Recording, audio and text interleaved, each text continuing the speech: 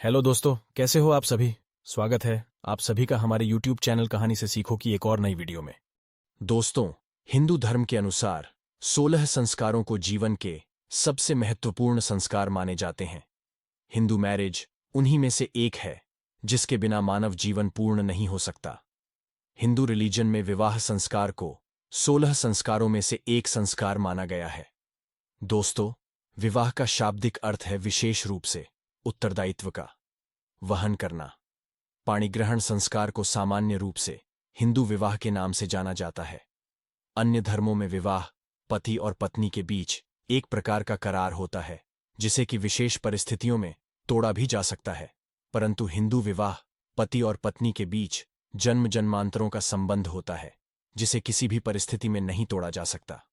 अग्नि के 7 फेरे लेकर और ध्रुव तारा को साक्षी मानकर दो तन, मन तथा आत्मा एक पवित्र बंधन में बंध जाते हैं। हिंदू विवाह में पति और पत्नी के बीच शारीरिक संबंध से अधिक आत्मिक संबंध होता है और इस संबंध को अत्यंत पवित्र माना गया है। दोस्तों, विवाह एक ऐसा मौका होता है जब दो इंसानों के साथ साथ दो परिवारों का जीवन भी पूरी तरह बदल जाता है। भारतीय विवाह में विवाह की परंपराओं में 7 फेरों का भी एक चलन है जो सबसे मुख्य रस्म होती है। According to the Hindu religion 7 फेरों के बाद ही शादी की रस्म पूर्ण होती है। 7 फेरों में दूल्हा और दुल्हन दोनों से 7 वचन लिए जाते हैं। यह 7 फेरे ही पति पत्नी के रिश्ते को 7 जन्मों तक बांधते हैं। हिंदू विवाह संस्कार के अंतर्गत वर वधू अग्नि को साक्षी मानकर इसके चारों ओर घूमकर पति पत्नी के रूप में एक साथ सुख से जीवन बिताने के लिए प्रण करते हैं और इसी प्रक्रिया में दोनों 7 फेरे लेते हैं जिसे सप्तपदी भी कहा जाता है। और यह 7 फेरे 7 वचन के साथ लिए जाते हैं। हर फेरे का एक वचन होता है जिसे पति पत्नी जीवन भर साथ निभाने का वादा करते हैं। यह 7 फेरे ही हिंदू विवाह की स्थिरता का मुख्य स्तंभ होते हैं। दोस्तों, विवाह के बाद कन्या वर के वाम अंग में बैठने से पूर्व उससे 7 वचन लेती है। कन्या द्वारा वर से लिए जाने वाले 7 वचन इस प्रकार है। प्रथम वचन, तीर्थ व्रतोद्यापन यज्ञ कर्म मया सहैव प्रिय वयम कुर्या वामांगमायामि तदा त्वदीयम ब्रवीति वाक्यम प्रथमम कुमारी। यहां कन्या वर से कहती है कि यदि आप कभी तीर्थ यात्रा को जाओ तो मुझे भी अपने संग लेकर जाना। कोई व्रत उपवास अथवा अन्य इंडियन कल्चर एंड ट्रेडिशन कार्य आप करें तो आज की भांति ही मुझे अपने वाम भाग में अवश्य स्थान दें।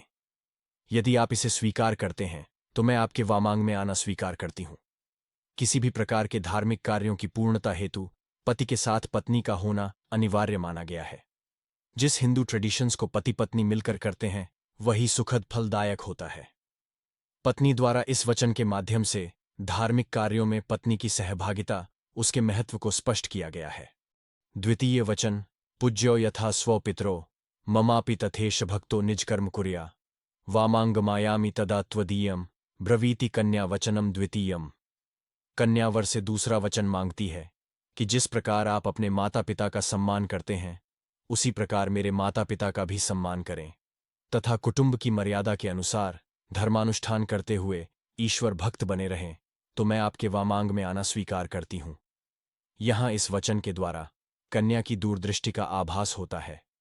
आज समय और लोगों की सोच कुछ इस प्रकार की हो चुकी है कि अमूमन देखने को मिलता है कि गृहस्थ में किसी भी प्रकार के आपसी वाद विवाद की स्थिति उत्पन्न होने पर पति अपनी पत्नी के परिवार से या तो संबंध कम कर देता है अथवा समाप्त कर देता है।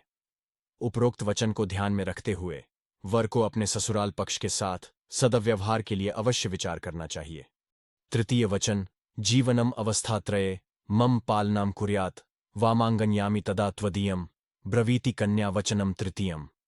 तीसरे वचन में कन्या कहती है कि आप मुझे ये वचन दें कि आप जीवन की तीनों अवस्थाओं युवावस्था, प्रौढ़ावस्था, वृद्धावस्था में मेरा पालन करते रहेंगे, तो ही मैं आपके वामांग में आने को तैयार हूं। चतुर्थ वचन, कुटुंब संपालन सर्व कार्य कर्तु प्रतिज्ञा यदि काथम कुर्या वामांगमा यामि तदा त्वदीयम ब्रवीति कन्या वचनम चतुर्थम। कन्या चौथा वचन ये मांगती है कि अब तक आप घर परिवार की चिंता से पूर्णतः मुक्त थे। अब जबकि आप विवाह बंधन में बंधने जा रहे हैं तो भविष्य में परिवार की समस्त आवश्यकताओं की पूर्ति का दायित्व आपके कंधों पर है। यदि आप इस भार को वहन करने की प्रतिज्ञा करें तो ही मैं आपके वामांग में आ सकती हूं। इस वचन में कन्या वर का भविष्य में उसके उत्तरदायित्वों के प्रति ध्यान आकृष्ट करती है। विवाह पश्चात कुटुंब पोषण हेतु पर्याप्त धन की आवश्यकता होती है। अब यदि पति पूरी तरह से धन के विषय में पिता पर ही आश्रित रहे तो ऐसी स्थिति में गृहस्थी भला कैसे चल पाएगी। इसलिए कन्या चाहती है कि पति पूर्ण रूप से आत्मनिर्भर होकर आर्थिक रूप से पारिवारिक आवश्यकताओं की पूर्ति में सक्षम हो सके। इस वचन द्वारा यह भी स्पष्ट किया गया है कि पुत्र का विवाह तभी करना चाहिए जब वो अपने पैरों पर खड़ा हो, पर्याप्त मात्रा में धनार्जन करने लगे। पंचम वचन स्वसद्य कार्य व्यवहार कर्मण्ये व्यये मामापि मंत्रे था वामांगमायामी तदा त्वदीयम ब्रूते वच। पंचमत्र कन्या। इस वचन में कन्या जो कहती है वो आज के परिप्रेक्ष्य में अत्यंत महत्व रखता है। वो कहती है कि अपने घर के कार्यों में विवाह आदि लेन देन अथवा अन्य किसी हेतु खर्च करते समय यदि आप मेरी भी मंत्रणा लिया करें तो मैं आपके वामांग में आना स्वीकार करती हूं। यह वचन पूरी तरह से पत्नी के अधिकारों को रेखांकित करता है। बहुत से व्यक्ति किसी भी प्रकार के कार्य में पत्नी से सलाह करना आवश्यक नहीं समझते। अब यदि किसी भी कार्य को करने से पूर्व पत्नी से मंत्रणा कर ली जाए तो इससे पत्नी का सम्मान तो बढ़ता ही है, साथ साथ अपने अधिकारों के प्रति संतुष्टि का भी आभास होता है। षष्ठम वचन न मेपमानमं सविधय सखीनाम द्यूतम न वा दुर्व्यसनम भंजश्चेत वामाम गमायामि तदा त्वदीयम ब्रवीति कन्या वचनम च षष्ठम। कन्या कहती है कि यदि मैं अपनी सखियों अथवा अन्य स्त्रियों के बीच बैठी हूं तब आप वहां सबके सम्मुख किसी भी कारण से मेरा अपमान नहीं करेंगे। यदि आप जुआ अथवा अन्य किसी भी प्रकार के दुर्व्यसन से अपने आप को दूर रखें तो ही मैं आपके वामांग में आना स्वीकार करती हूं। वर्तमान परिप्रेक्ष्य में इस वचन में गंभीर अर्थ समाहित हैं। विवाह पश्चात कुछ पुरुषों का व्यवहार बदलने लगता है। वे जरा जरा सी बात पर सबके सामने पत्नी को डांट डपट देते हैं। ऐसे व्यवहार से पत्नी का मन कितना आहत होता होगा। यहां पत्नी चाहती है कि बेशक एकांत में पति उसे जैसा चाहे डांटे, किंतु सबके सामने उसके सम्मान की रक्षा की जाए, साथ ही वो किन्हीं दुर्व्यसनों में फंसकर अपने गृहस्थ जीवन को नष्ट न कर ले। सप्तम वचन परस्त्रियम मातृसमाम समीक्ष्य स्नेहम सदा चेन्मयी कांत कुर्या वामांगमायामि तदा त्वदीयम ब्रूते वच। सप्तम मत्र कन्या।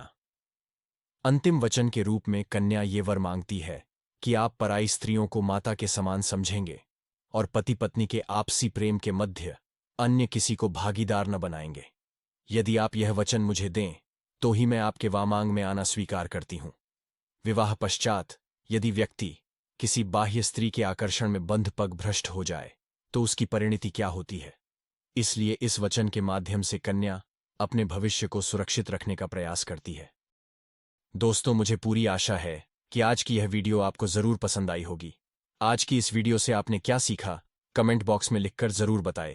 ऐसी ही और वीडियो को देखने के लिए इस चैनल को सब्सक्राइब करें, साथ ही नोटिफिकेशन का बेल जरूर दबाएं। इस वीडियो को लाइक और अपने परिचितों के साथ शेयर करना ना भूलें। तो फिर मिलते हैं एक और नई वीडियो के साथ। आप सभी का इस वीडियो को देखने के लिए बहुत बहुत धन्यवाद।